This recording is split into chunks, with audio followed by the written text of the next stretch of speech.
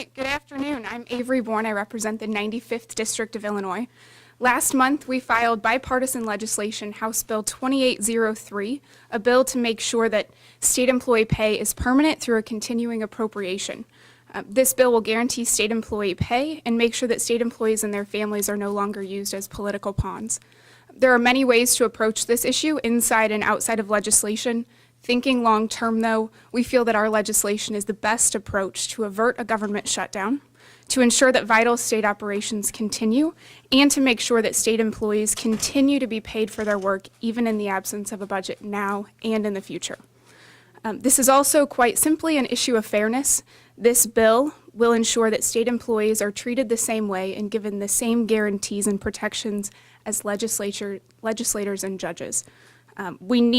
We filed this proposal in response to Attorney General Lisa Madigan's court motion to end state employee pay. Not long after we filed this bipartisan piece of legislation, a circuit judge denied the Attorney General's request, which relieved some of the urgency here in the State House. However, based on the Attorney General's recent and extraordinary appeal to the Illinois Supreme Court, we are again faced with this urgency of this legislation. This issue is much too important to stall any longer. As you know, our legislation, when it was filed, there were competing proposals in the legislature on how to handle this issue. Some of our colleagues on the other side of the aisle had expressed concerns about our legislation that there weren't the necessary controls in place to limit agency spending under a complete continuing appropriation. So, in a good faith effort, I met with the Democratic sponsor of the other bill and the governor to negotiate a compromise, which we did. 3 weeks ago, we sat in a room, we worked out an amendment to our bill, we agreed to amend our bill, and I even agreed to sign over the sponsorship of my bill to our Democratic colleague and move the bill forward.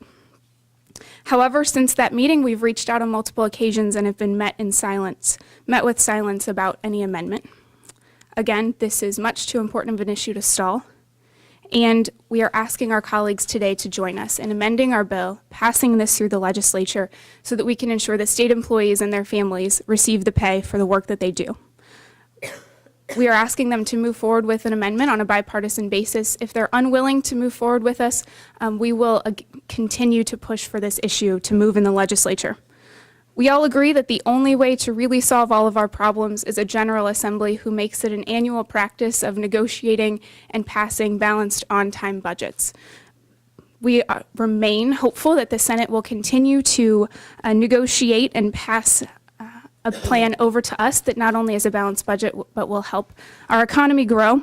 But in the absence of a budget, we cannot allow this legislation to stall any longer. The number one thing we can give our state employees and their families right now is certainty. And with every court filing, with every court action, their paychecks hang in the balance. Let's remember our state employees continue to work and do their jobs every day to serve all Illinoisans.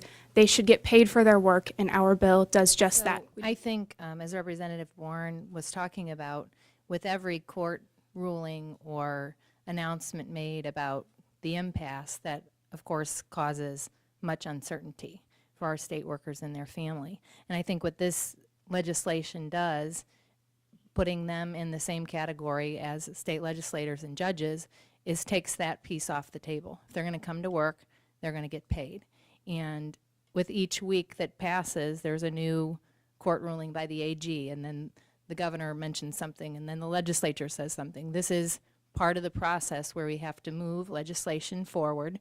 And of course, we want a full budget. There are lots of vendors in our universities and our community colleges and all of our districts that need appropriations, and we need to do that yesterday. But part of the process is negotiating both sides of the aisle. And on this particular bill, that why we're here today, we are in good faith effort trying to do that, and we're just hoping for a response from the other side of the aisle because I think we share the same goal.